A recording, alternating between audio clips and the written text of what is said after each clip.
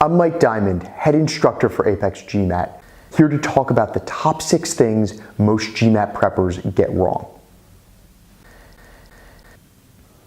Thinking that a correct answer means you're done with the problem. When you arrive at a correct answer during GMAT prep, that should mark the beginning of your preparation on the problem, not the end of it. There are almost always better solution paths that are more time efficient, that work better with the way your brain engages the problem, or that will add understanding either to the content or, more importantly, to the underlying structure of the examination. So when you arrive at a correct answer, look for alternative solution paths, look for shortcuts, and give yourself the latitude to explore. Moreover, try to identify what permitted you to get the problem correct in the first place. A lot of times people focus much more on the problems they get wrong, on what they're doing wrong, than on what they're doing right. And what you're doing right can often inform those problems where you are struggling. So remember, once you arrive at the correct answer, that's your starting point. Overusing practice tests. Practice exams are a crucial part of GMAT preparation, but they're often misused and overused. Most people use a practice exam to see how they're doing, but being focused on your score is absolutely the wrong way to approach the GMAT. Rather, you want to be focused on your process, and if your process is tight, if your process is correct, then the score is going to take care of itself. Practice tests are best used for a number of reasons, none of which have to do with your score. They can be used to calibrate your timing decisions. They can be used to identify weak points in your conceptual understanding. And they can be used to identify where you DSM, default solving mechanism, back into old time-consuming and unconstructive solution pathways. So the next time you have an urge to do a practice test, remember that this is going to rob you of 2 to 3 hours of valuable prep time, because when you're doing a practice test, you're not learning, you're doing. Caring about your score.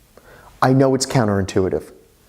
You want that 700 plus score, it's all you think about, it haunts your dreams.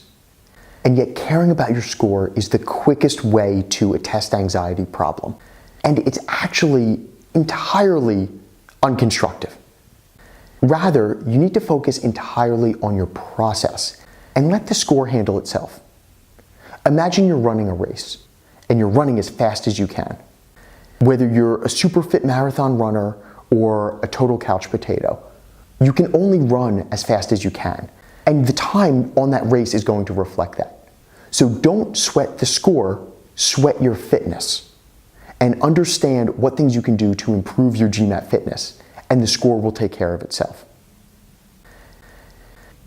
Studying under a time constraint. Time trials are really important as you mature in your GMAT progress. But at the start, you want to focus on the mastery of skills in an untimed environment, and only once you've achieved mastery, try to do them ever more quickly.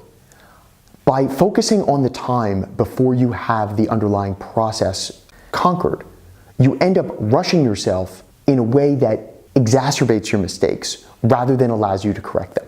So as you're prepping, focus on total mastery and understanding first, and then and only then begin putting them under time pressure. Low yield self-prep. Most people spend entirely too much time preparing for the GMAT, and they do so because they're not getting enough out of their prep time. Does this sound familiar? Okay, I'm going to do a group of 10 questions, maybe on a timer for 20 minutes. And then afterwards, I'm going to look in the back of the book, and when I get the problem right, I'm going to say, yay, I never have to deal with this problem again. When I get it wrong, I'm going to go a little bit further, and normally, I'm going to find something that I knew, but I sort of forgot, and I'll say, oh, you know what? I won't forget that. I'm going to get that right next time. But it doesn't happen that way, does it? That's a very, very low yielding strategy. Instead, you need to become responsible and accountable for your learning. And Apex shows you the way to do so by not just being reactive to problems, but proactively creating problems of your own. Doing the math. We have a saying around here, and you may have heard it on some of our materials or online videos. If you're doing math, you're doing something wrong. Most of the GMAT quantitative section requires little to no processing. And if you're scribbling tons of stuff on paper, it means you're missing the bigger picture. So remember, if you're doing math, there's always a better way.